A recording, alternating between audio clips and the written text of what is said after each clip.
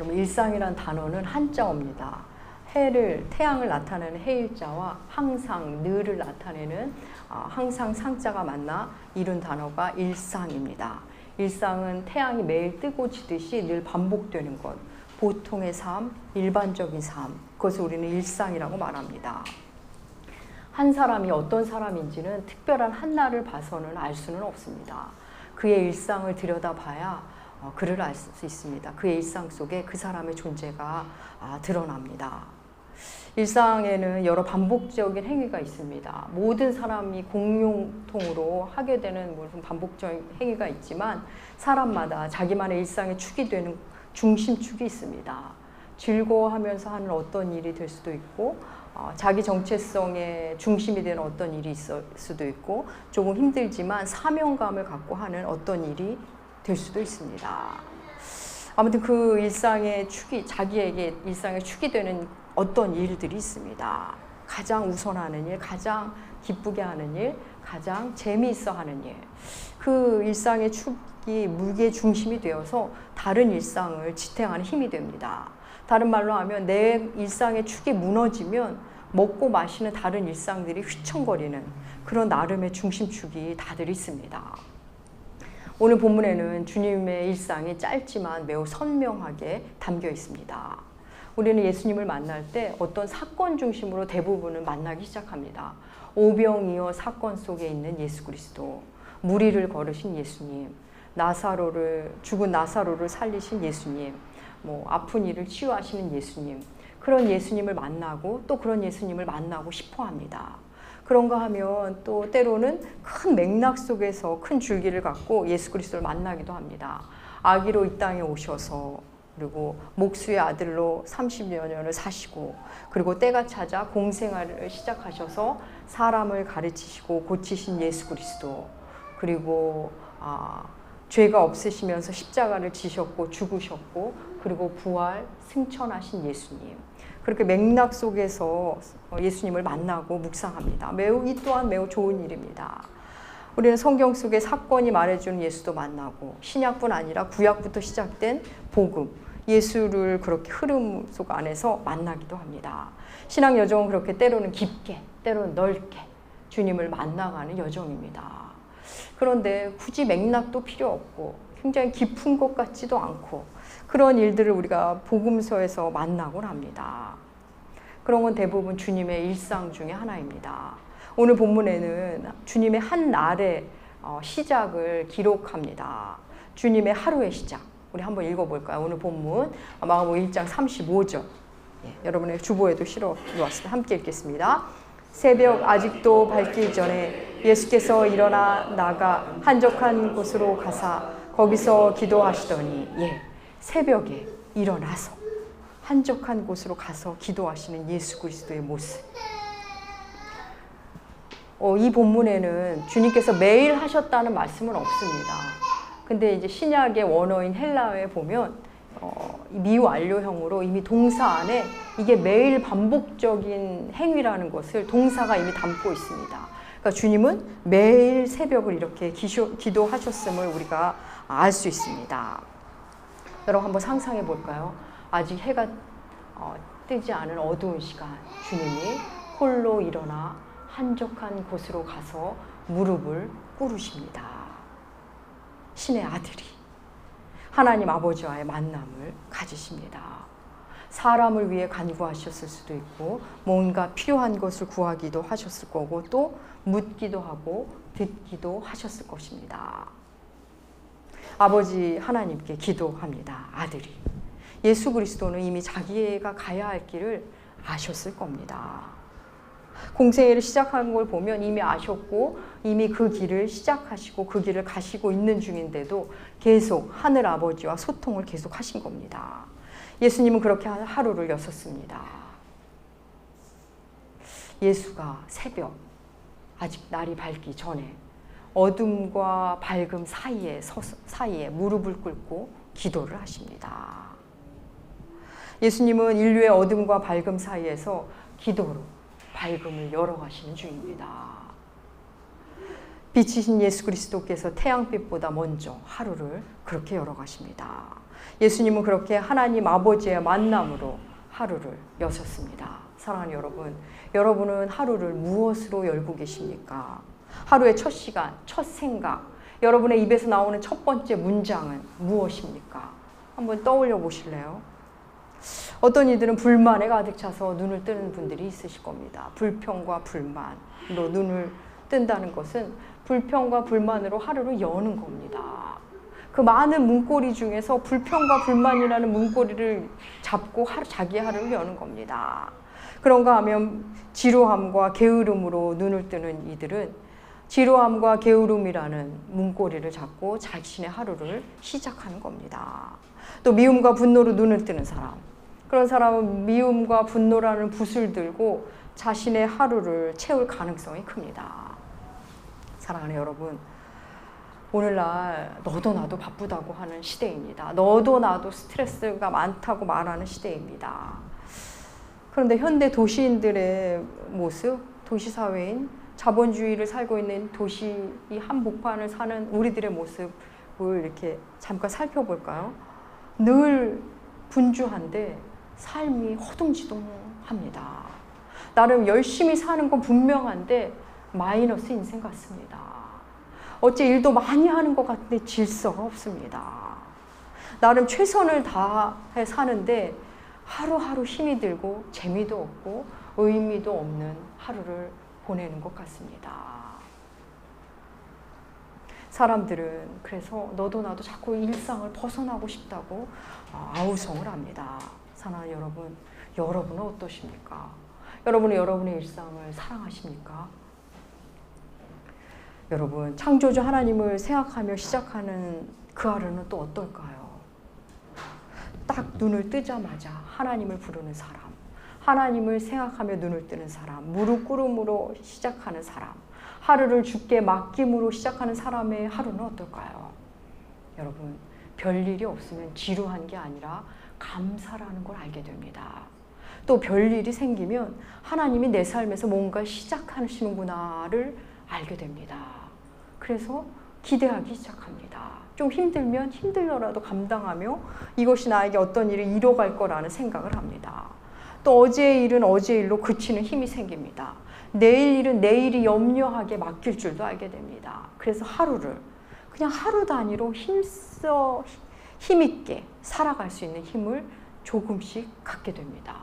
그래서 나는 그냥 하루를 열심히 살았을 뿐인데 뒤돌아보니 내 삶이 질서가 잡히고 내가 어느새 내가 자라있고 내가 성숙해 있고 삶의 결과들이 좋은 것으로 열매 맺는 삶을 살게 됩니다. 우리 주님 예수 그리스도는 새벽 아직도 밝기 전에 일어나 하나님 앞에 무릎을 꿇으셨습니다. 무릎을 꿇음으로 시작하는 하루, 무릎 꿇는 엄마, 무릎 꿇는 남편, 무릎 꿇는 자녀, 무릎 꿇는 사람, 이미 승리를 선포하고 승리를 맛보고 하루를 시작하는 겁니다. 여러분, 예수님이시니까 안 피곤하셨을 거라고요? 그렇지 않습니다. 예수님은 온전한 인간의 몸을 입고 오셨기 때문에 성경에 보면 예수님도 졸리셨고 배고프셨고 피곤해 하셨습니다. 오늘 본문 바로 앞에 그 전날의 기록이 나옵니다. 우리가 몇 주 동안 그 전날의 주님의 행적을 살펴보았죠. 그 전날 주님은 참으로 많은 일을 하셨습니다. 안식일이었는데 회당에 가서 사람들에게 말씀을 가르치셨고 그 회당 안에 있는 귀신 들린 자, 그 안에 있는 귀신을 내쫓으셨습니다. 여러분, 이게 얼마나 에너지가 많이 필요한 일이었겠습니까? 그리고 그것에 나와서 베드로의 집에 가셔서 베드로의 장모를 치유하셨습니다. 그리고 베드로의 집 앞에 오는 많은 아픈 이들을, 해가 지기를 기다렸다 온 그들을 일일이 다 치유해 주셨습니다. 아마 하루 일과가 밤늦게, 모르긴 몰라도 자정은 충분히 지나서 일과를 마치셨을 것 같습니다. 그 피곤한 몸으로 주무셨습니다. 전날. 그리고 새벽 일어나 기도의 자리로 나아가십니다. 여러분, 어떻게 생각하십니까? 사랑하는 여러분, 그리스도인이 때로는 자기 몸을 어떻게 다루어야 하는지를 사도 바울은 고린도전서 9장 27절을 통해 우리에게 이렇게 말합니다. 고린도전서 9장 27절, 예, 우리 함께 주보에 실었는데 읽겠습니다. 내가 내 몸을 쳐 복종하게 함은 내가 남에게 전파한 후에 자신이 도리어 버림을 당할까? 예, 사도 바울은 자기 몸을 스스로 쳐서 복종시켰다, 이런 표현을 합니다. 저는 우리 교회는 새벽 기도를 3일밖에 안 해서 새벽 기도 한다고 하기가 좀 부끄럽지만, 예전에 매일 새벽 기도할 때는 이 본문을 떠올리면서 옷을 주섬주섬 입을 때가 참 많았습니다. 내 몸을 저 복종시키는 하나님, 내 몸을 저 복종시키겠습니다. 여러분, 사도 바울이 이렇게 자기 몸을 쳐 복종시킬 수 있었던 거는 예수 그리스도가 그렇게 하셨기 때문입니다. 예수께서 먼저 자기 의지를 복종시키고 자기 몸을 쳐 복종시켰기에 사도 바울도 그 삶을 살았던 겁니다. 사랑하는 여러분, 우리가 막 기쁘고 즐겁게 할 수 있는 일도 많지만 기쁘게 할 수 없을 때가 옵니다. 회사 일도 그렇고 교회 일도 그렇고 가정 일도 그렇습니다. 우리는 우리의 몸을 저 복종시켜야 하는 때를 만납니다. 여러분, 그게 어른들 아닙니까? 우리가 의지를 복종시킬 때, 나의 몸을 복종시킬 때 주님은 다 아십니다. 왜요? 주님이 친히 그 삶을 사셨기 때문입니다. 육체를 가지신 분으로서 그 삶을 사셨기 때문에 우리가 우리 몸을 저 복종시킬 때 주님은 그것을 다 알고 계십니다. 새벽에 예수께서 일어나셔서 나가 기도하시는데 어디로 가셨느냐 하면 한적한 곳으로 가셨습니다. 이 한적한 곳을 공동 번역과 새 번역은 외딴 곳이라고 번역합니다. 외딴 곳, 홀로 있을 수 있는 장소입니다. 여러분, 주님의 낮은 늘 사람들 틈에 있으셨습니다. 아픈 사람들, 병이 깊은 사람들, 마음이 상한 사람들, 간절한 사람들, 그들과 함께 있으셨습니다. 사실 여러분, 아픈 사람, 절박한 사람, 이런 사람들의 이야기를 들어주는 것만 해도 참 많은 에너지가 소모됩니다. 그들과 함께 계셨습니다. 여러분, 때로는 절박함이 무례함으로 나타난다는 거 아십니까? 무심함이 냉정함으로 나타난다는 거 아십니까? 주님은 그 안에 계셨던 겁니다. 또 둘러싼 사람들의 여러 열광과 기대, 그걸 온몸으로 받으며 그 한가운데 계셨습니다. 주님은 사람들 속에 계시면 계실수록 홀로의 시간을 아마 그리워하셨을 겁니다. 고독의 시간이 필요하셨습니다. 주님은 그 부분을 골방이라고 표현하십니다. 우리 마태복음 6장 6절 주님의 말씀, 마태복음 6장 6절 우리 함께 읽겠습니다. 너는 기도할 때 내 골방에 들어가 문을 닫고 은밀한 중에 계신 내 아버지께 기도하라.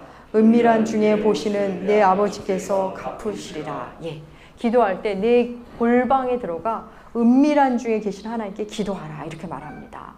홀로 기도하라는 겁니다.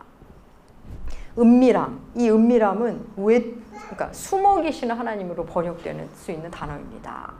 여러분, 은밀한 중에 계신 하나님, 숨어 계시는 하나님, 그분을 만나는 길은 기도의 골방을 갖는 길입니다. 오늘날 도시인들, 이 자본주의 사회는 우리의 골방을 다 무너뜨립니다. 도시인들은 자기만의 골방을 다 허물어 가고 있습니다. 작가 김규양 씨는 이런 제목의 책을 썼습니다. 우리는 고독할 기회가 적기 때문에 외롭다. 우리는 고독할 기회가 적기 때문에 외롭다. 고독과 외로움에 대한 거 우리가 계속 나눠왔습니다. 현대인들은 홀로의 시간을 두려워합니다. 그래서 뭔가와 늘 접속되고 싶어 합니다. 보지도 않는 TV를 켜놓기도 하고, 또 앞에 사람이 있는데 그 사람에게서 외로움을 달래지지 않으니 계속 딴 사람과 문자를 주고받습니다. 또 SNS에서 읽어도 그만, 안 읽어도 그만인 것을 그냥 대충 훑어보면서 시간을 보냅니다. 그냥 멍한 상태로 SNS를 봅니다.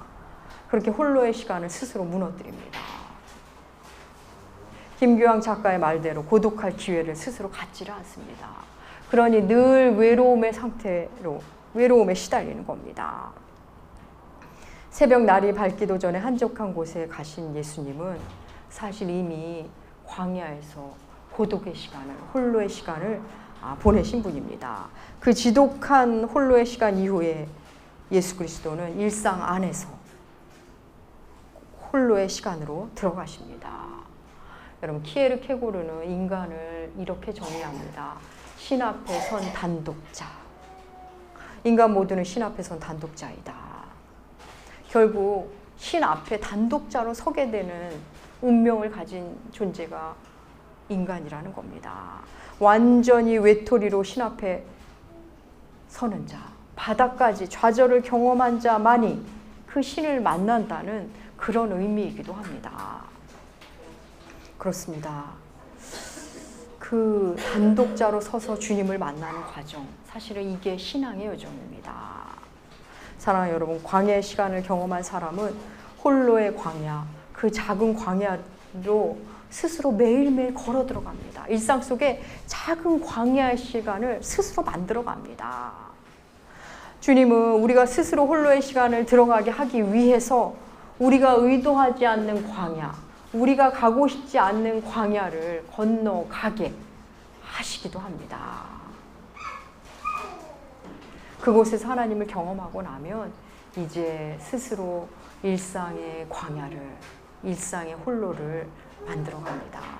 사랑하는 여러분, 현대인들은 한적한 곳을 두려워하고 기피하고 스스로의 골방을 무너뜨립니다. 그럼에도 놀랍게도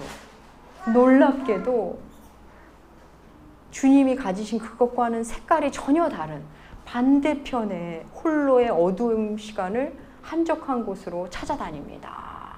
어떤 것일까요? 사람이 알면 안 되는, 들키면 안 되는 시간을 갖습니다. 스스로 외딴 곳을 갖기는 갖는데, 외딴 시간을 갖기는 갖는데 들키면 안 되는 은밀한 쾌락의 시간을 갖는 겁니다. 홀로 보아서 전혀 도움이 안 되는 것을, 아니 유해한 것을 보고 만들어서는 안 되는 관계를 만듭니다. 자기의 익명성이 보장되는 곳에 본성을 드러냅니다. 자녀들이 알면 부끄럽게 될, 이웃이 알면 수치스러워야 할 그런 골방을 자꾸 만듭니다. 도박을 하고 음란 사이트에 들어가고 그렇게 은밀하게 자기만의 골방을 가지라고 현대사회는 부추깁니다. 참으로 안타까운 일입니다. 현대 도시인들은 여러분 공간에 많이 속는다는 거 아십니까? 시간은 그렇게 아무렇지 않게 보내면서 공간에게 속습니다. 공간을 채우는 일에는 어마어마한 관심과 애정과 에너지와 물질을 들입니다. 그러면서 시간은 막 허투루 흘러간다는 것을 인식하지 못합니다. 그래서 자기가 머무는 공간이 화려하면 자기가 대단한 존재인 줄 압니다. 자기가 머무는 공간이 조금 허름하면 자기 존재가 허름하다고 생각합니다. 공간에 도취되어 그렇게 시간이 흘러갑니다. 이런 사람들을 향해 세상은, 이 도시사회는 인터넷 공간이라는 가상 공간을 제공하기 시작했습니다. 그래서 사람들은 게임이라는 공간 안에 들어가서 그 공간 안에서 부자가 되고 왕이 됩니다. 많은 소유를 갖습니다. 현실과 다른 공간을 스스로 만들어 수시로 드나들면서 현실을 알지 못한 채 시간을 흘러보냅니다. 사랑하는 여러분, 세상은 우리에게 자꾸 그런 자기 정체성을 심어주려고 합니다. 거기에 속으시면 안 됩니다. 공간에 도취되어, 가짜 공간에 도취되어 시간을 함부로 흘러보내시면 안 됩니다. 그런데 여러분, 우리는 다른 일에 이렇게 시간을 후하게 내주면서 드라마 1시간 반씩 보고 또 SNS 1시간씩 막 하고 이렇게 막 시간을 후하게 내주면서 왜 주님과의 관계를 맺는, 기도하는 데는 시간을 내주지 않는 걸까요? 우리는 왜 기도하는 데 시간을 따로 내지 않는 걸까요? 그것은 하나님 없이 살만하다는 겁니다. 기도하지 않아도 아무 일이 없더라는 겁니다. 하나님 없이 나는 그럭저럭 살만하더라. 나는 하나님 없이 그냥 내 힘으로 살 수 있더라 라는 나름의 고백의 행위인 겁니다. 그래서 기도하지 않는 겁니다.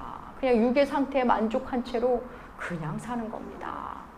힘들다고 말은 하지만 그냥 자기 힘으로 살아내고 있습니다. 그냥 저냥 살만 합니다. 걱정이 있다고 말하지만, 염려한다고 말하지만 그냥 염려하는 크기가 기도했다고 착각합니다. 걱정한 게 기도라고 착각하고 불안해하면서 기도하지 않으면서도 불안한 크기만큼 내가 기도했다고 착각합니다. 기도해야 하는데 몇 명에게 기도 부탁만 하고 자기가 기도했다고 착각합니다. 이것은 마치 공부하지 않는 학생이 공부 계획표를 다 짜고 자기가 공부했다고 착각하는 것과 같은 그런 모습입니다. 그렇습니다. 간절하다면서도 기도하지 않는 것, 이거는 간절하지 않던가 아니면 하나님을 믿지 않던가 둘 중에 하나입니다. 사랑하는 여러분, 그리스도인의 겸손은 어떤 형태로 드러날까요? 겸손, 사람에게 고개를 숙이는 것, 물론 그것도 겸손일 겁니다. 근데 진정한 겸손은 하나님께 고개를 숙이는 것으로 시작됩니다.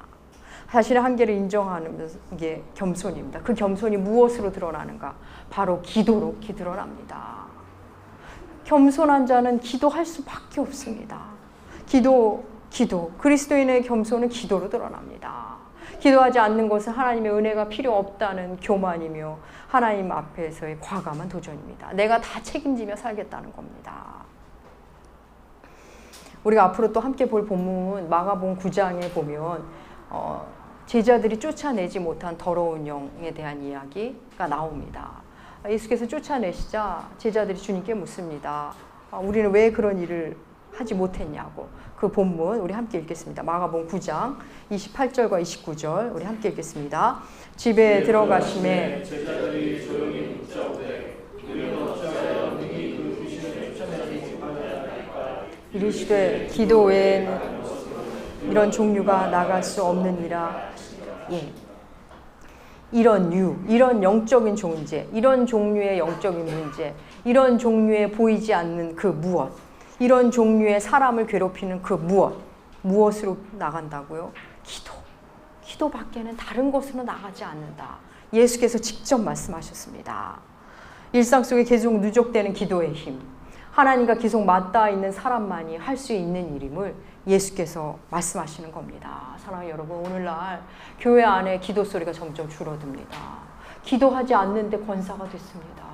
전혀 기도하지 않는데 어느새 장로가 되어 있고 목사가 되어 있습니다. 기도의 자체가 없는 교회가 많습니다. 여러분, 기도하지 않으니 우리는 이 도심의 사회에서 우리의 심령이 더러운 영에게 무방비 상태로 노출되어 있습니다. 10여 년 전에 이런 제목의 책이 기독교계 베스트셀러인 적이 있습니다. 너무 바빠서 기도합니다. 너무 바빠서 기도합니다. 이 말은 원래 종교개혁자 마틴 루터가 한 말을 그대로 따와서 책 제목으로 삼은 겁니다. 너무 바빠서 기도합니다. 이 말을 조금 더 의역해보면 저는 이렇게 번역을 하고 싶습니다. 너무 바쁘기 때문에 기도하지 않을 수 없습니다. 혹은 기도하지 않을 수 없을 정도로 일이 많습니다. 이런 의미가 들어있는 겁니다. 너무 바빠서 기도를 못합니다. 우리는 다 그 얘기를 합니다. 현대인들은 바빠서 기도할 시간이 없어요. 아침 묵상이요, 출근해야죠. 낮에요, 일하고 점심 식사 후 교제해야죠. 저녁에요, 이런저런 만남이 있습니다. TV도 봐야 하고 SNS도 해야 하고 취미생활도 해야죠. 바빠서 기도하지 못한다고 말합니다. 근데 마틴 루터는 바쁘기 때문에 기도하지 않을 수 없다고 말합니다. 마틴 루터는 비텐베르그 대학의 성서학 교수였습니다. 그리고 11개의 수도원을 관리하는 교부장이었습니다. 또 종교개혁의 중심에 섰기 때문에 교황청과 수시로 논쟁을 벌여야 했고 끊임없이 논문을 써서 발표해야 했습니다. 또 계속 집필을 했고 성서 주석을 냈습니다. 그런가 하면 라틴어였던 성경을 독일어 성서로 번역 작업을 했습니다. 또 틈틈이 찬양곡을 작곡했습니다. 성서집을 몇 권을, 제가 알기로 4권을 발간했습니다. 마틴 루터는 자신이 어떻게 그렇게 많은 일을 해내며 살았는지에 대해서 이렇게 기록합니다. 주보에 제가 실어놓았는데 제가 중간에 생략한 상태로 실었는데 제가 읽겠습니다. 난 하루 24시간이 부족한 사람이었습니다. 그 많은 일을 어떻게 다 할 수 있었냐고요? 물론 제 힘으로는 불가능한 일이었습니다. 오직 하나님께서 주시는 힘으로 할 수 있었습니다. 그 힘을 얻기 위해 나는 목숨 걸고 기도했습니다. 할 일이 많아질수록 바빠질수록 더 기도하는 시간을 늘렸으니까요. 이것이 제가 매일의 삶에서 승리할 수 있었던 비밀이요, 하나님께서 주신 사명을 완수할 수 있었던 유일한 이유입니다. 그렇습니다. 그는 일이 많으면 많을수록 기도에 힘썼습니다. 그는 보통 평균 2시간을 기도했고, 일이 많을 때는 3시간을 기도하고 하루 일과를 시작했습니다. 사랑하는 여러분, 우리는 기도를 하지 않은 채 너무 많은 일을 하고 싶어 하고 또 많은 일을 하며 사는지 모르겠습니다. 사랑하는 여러분, 우리가 일에 지쳐있고 관계에 지쳐있고 또는 권태를 느끼는 것은 어쩌면 그 일에 문제가 있는 게 아니라, 그 관계에 문제가 있는 게 아니라, 문제는 어쩌면 우리의 기도에 있을 수 있습니다.